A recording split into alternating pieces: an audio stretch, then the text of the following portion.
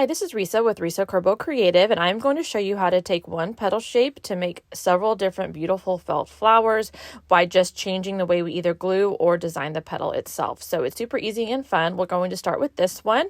The center is a 1.5 centimeter felt ball, and I just take a strip and long enough to reach around the felt ball. I usually start with one that's about 4 inches long, and it is 1 inch wide. I fold it in half lengthwise, and I'm going to cut fringe along the length of this strip. My favorite scissors to use for this specific flower or step in this flower for the center fringe is these Fiskars Easy Action 5-inch scissors. They are great because they have a spring in them and they open back up, and it makes it easy just to move along the strip. So I'm just cutting a fringe on the folded edge, and then I'm going to roll it up around this felt ball. It's 1.5 centimeters. Just put some glue, lay it on top, and then just bring the center around, line it up, and then cut off the extra. And then I will bring in my hot glue gun and close it up. And I like to make sure that there is some glue on the end of the strip as well, so that when I bring those two ends together, that the two sides close up. Okay, now be careful not to get hot glue on yourself. The Surebond or Detail Tip glue gun I use, the glue gun doesn't heat up too hot, so I'm able to kind of touch it after it's come out a little bit. But if you squeeze glue directly onto your skin, of course, it will burn. So just do whatever works for you. So we have the center ready, and now we can add the petals. Now, I am using 2 layers of 6 petals on all of these different flowers. For this specific style of felt flower, I am just putting a little bit of hot glue at the bottom of the petal, not up the sides, just really there at the bottom, and then just going around the center. And 6 will fit if we overlap them a little bit. And the nice thing about using hot glue is you can scoot it around a little bit before it hardens if you need to, but we're just kind of lining up the bottom and going around where the sides overlap some. This one was a little bit too close together, so I ended up tugging it over just a little bit, and I'll just keep going all the way around, adding a little bit of hot glue until I reach the last petal for this layer, which I'm adding 6 total.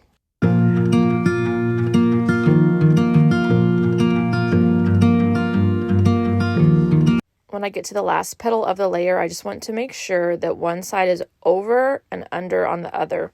So on one side, we have a petal that overlaps and then one that goes behind on each side.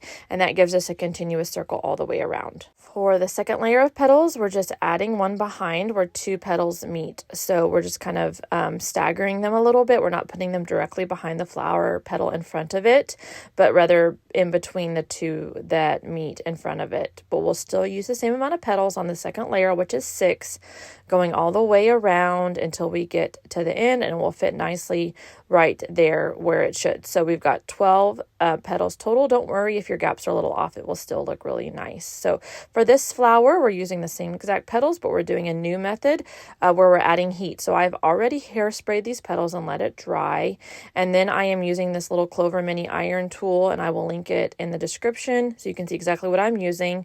And this heats up and just will allow our felt to curve into a dome shape. And this is a way to add shape if you do have this tool. It works great. You can also use a curling wand, one of those without the clip on it, not a curling iron, but a curling wand, and use a heat glove and use the tip of that to add some dome shape. Or you can just kind of shape it with your fingers, but I do like using heat when I really want that curled look like on these petals. So I will do this to all 12. And we do the same thing for the center that we just did before, where we do a folded strip and cut the fringe and put it around the felt ball.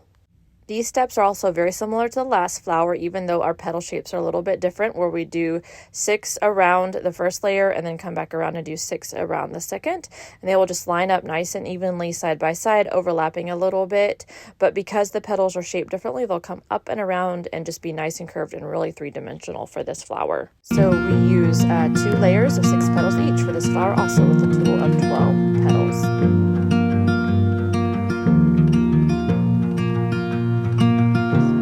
For this one, we are assembling it just like we did the first flower, but we are adding some marker details. So we're just using a Bic permanent marker, and I'm doing 3 lines up each of these petals. Now, the best way that works for me is to do 2 streaks of color of Bic marker per line. So you'll see I'll do 1, 2, 1, 2, and then 1, 2. And I like to do 3 lines on each petal. 1, 2 up the center, 1, 2 up the side, and 1, 2 up the other side. This rhythm kind of helps me keep going through all the petals pretty quickly while getting an even coverage and some consistency in the way that those little lines look for accent detail on these wool blend felt petals. And the center for this flower is the same that we've been doing, just the folded strip, fringe cut, and then around the felt ball. If you do not have a felt ball, you could also just roll up the fringe and forget about the felt ball in the center. Just make a longer strip and just roll it up on itself, that fringe. So for these petals on this flower, we're applying it the same way we already have, 6 on the first layer and 6 on the second. And I had a little bit bigger of a gap there because I overlapped them too much, but I was able to pull it off and kind of connect those petals a little bit closer, scoot them over some. And if you also have a gap where the petals are falling back, you can glue the sides of the petals together a little bit to kind of close that in also. So there's some ways to work around it. I promise you, I am always making mistakes and having to tweak little things. It is totally normal and just part of the process. Okay, so for this flower, I hairsprayed these petals also, and then I am just curving them with my fingers, and I am just kind of going through each one and adding a little bit of movement by twisting them. This felt was wrinkling a little bit more than I loved, but then I realized, you know what? That's kind of the look I'm going for, is more of a natural, maybe like a little wrinkled petal. So you can play around with that and see what you like, but you can really change the shape of wool blend felt, especially after you've used some hairspray, and it will stay after you twist and turn it a little bit, which is really cool. So there's all kinds of things you can do with that. And for this one, I just twisted a little bit to give some natural movement to the petals.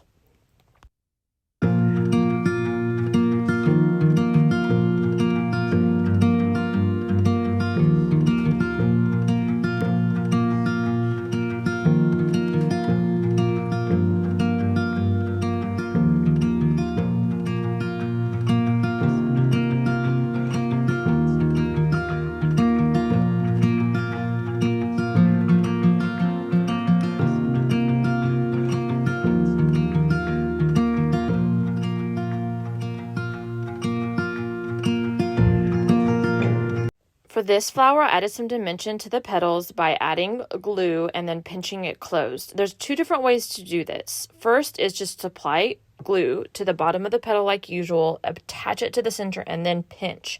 This will be a less dramatic pinched look and more subtle, but it's also a faster way to do that. So you can see there's just a little bit of a pinch at the bottom of that petal, and I like this a lot. I actually use this most of the time when I am applying petals. Like, I'll tend to squeeze it a little bit just to give it a little bit more pop and to where it's not laying flat against the center. I really like that.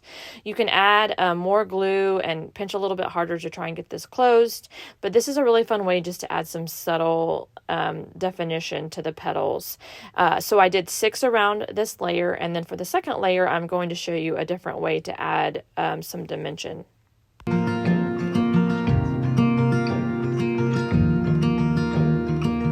So the other way to do this is to add glue at the bottom and pinch it closed before you apply it to the flower. So I'm going to do that for each of the 6 petals I am using as the second layer of this flower. I'm just putting a little bit of glue, holding it closed, and pinching it. Now you can have some glue ooze out here, so you have to be careful.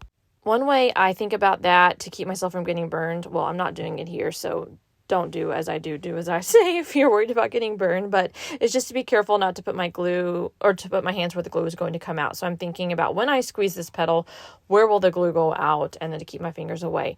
I probably have a high pain tolerance for hot glue. It just really doesn't bother me to squeeze that closed a little bit.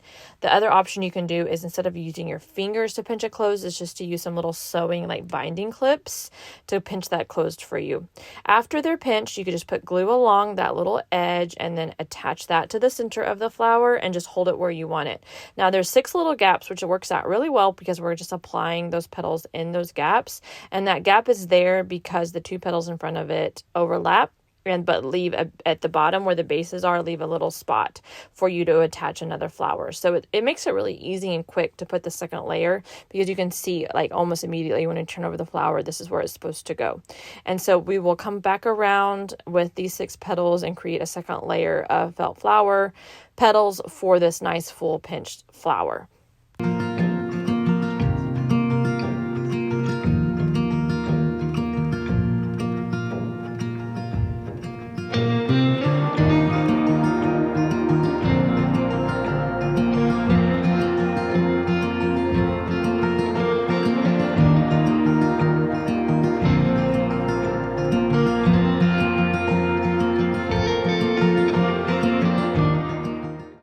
So at this point, I was kind of looking at it, deciding if I liked it or not, and really wanted a little bit more definition. So I went back in with my glue gun, which you can do this. Don't be afraid to make changes even after your flower is finished.